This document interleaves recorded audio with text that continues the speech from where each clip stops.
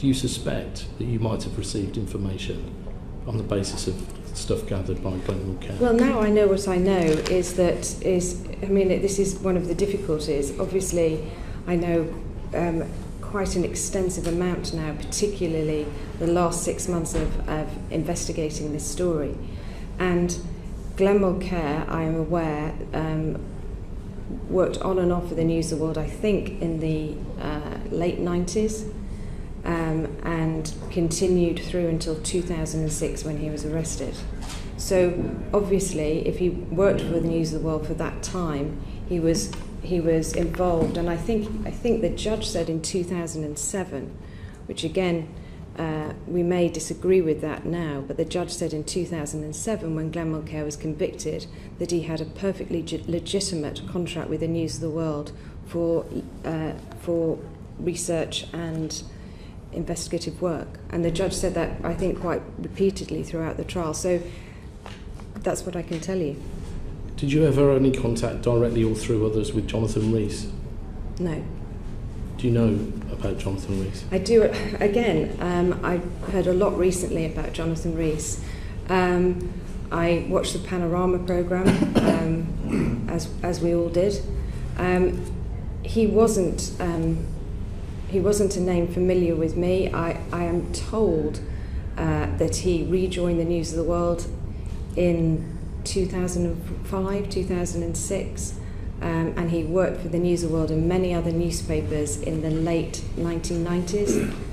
That's my information. Do you find it peculiar that, having served a sentence for a serious criminal offence, he was then rehired by the paper? It does seem extraordinary. Do you know who hired him? No, I don't. Do you know who signed his contract? No, sorry. Have you been conducting an investigation for 6 months? Did you not take the time to find out? The investigation that we've been conducting in the 6 months is been particularly around the interception of voicemails, as you know. The Management and Standards Committee at News International are going to look at Jonathan Rees, and we already do have some information, but as to the conclusion of that investigation, I do not know. What information do you have? We have information that, as I said, that Jonathan Rees worked for newspapers, many newspapers in Fleet Street in the late 90s, and then he was rehired by the News of the World sometime in 2005. Maybe do you know what he was doing at that time? In 2005-06? I don't, I'm sorry, no. Did you not ask? Well, I was the editor of The Sun at the time. I didn't know they'd rehired him. I've only found that out recently. When you were chief executive of the company, did you not wonder what he did in 2005-06, given that you've got a hacking scandal breaking around you?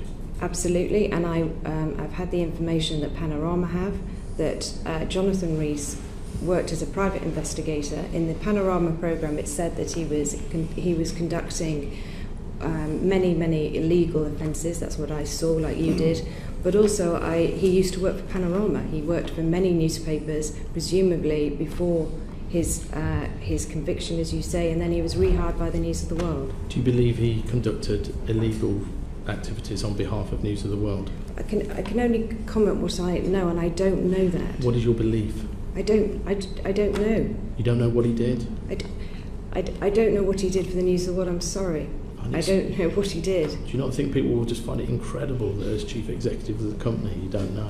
Well, it may be incredible, but again, it is also the truth. I heard about Jonathan Rees's rehiring by the News of the World by an investigation conducted by Panorama. Did you ever have any contact directly or through others with Steve Whittemore? Yes. What did you do with him? Steve Whittemore was one of the private detectives, as I said, who formed, I think, the major part of Operation Motorman. And as Mr. Farrelly said... what Steve Whittemore did, I'd like to know what you did with him. What, sorry? I'd like to know what you did with him. Well, I think in the main, my use of private investigators while I was editor of the News of the World was purely legitimate, and in pursuit in the main, as you know, for the addresses and whereabouts of convicted paedophiles through Sarah's Law, and that is my majority use, if not more, almost exclusively use of private investigators myself.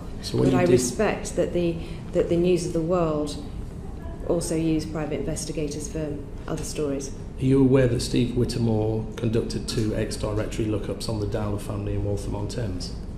I wasn't aware of that until 2 weeks ago now. You are now. Yes, I am. And why did you order a mobile conversion from Steve Whittemore? Look, as I said, it was 11 years ago. I've answered this question many times, but just to repeat, a mobile conversion, which is finding an address from a mobile phone, that is what a mobile conversion is, and can be got through legitimate means. In fact, the story that you're referring to, the mobile phone was a business number, and the address was widely known. So you can remember what the story was then? I've just said to you, I can. What was the story you were working on? I've read it because I read it in the New York Times. Was that a paedophile you were after then? Well, I think it'd be unfair to the person concerned because he's been named by The Guardian and the New York Times. But what I'm saying is that when I use, the very few occasions in which I use private detectives was on Sarah's Law. Can you name other private detectives you worked with? No. You can't remember them? No. Are you aware of the paper used other detectives though? What, sorry? Did the paper use other private detectives other than Steve Whittemore, Jonathan Rees and Glenn Mulcair? He was the one I was aware of at the time. As I said, the first time I heard about Glenn Mulcair was when he was arrested in 2006. Is it your belief that the paper used other private investigators that you just can't remember today? No, I remember. It isn't that I can't remember. It's you have the same information as I have, which is from Operation Motorman.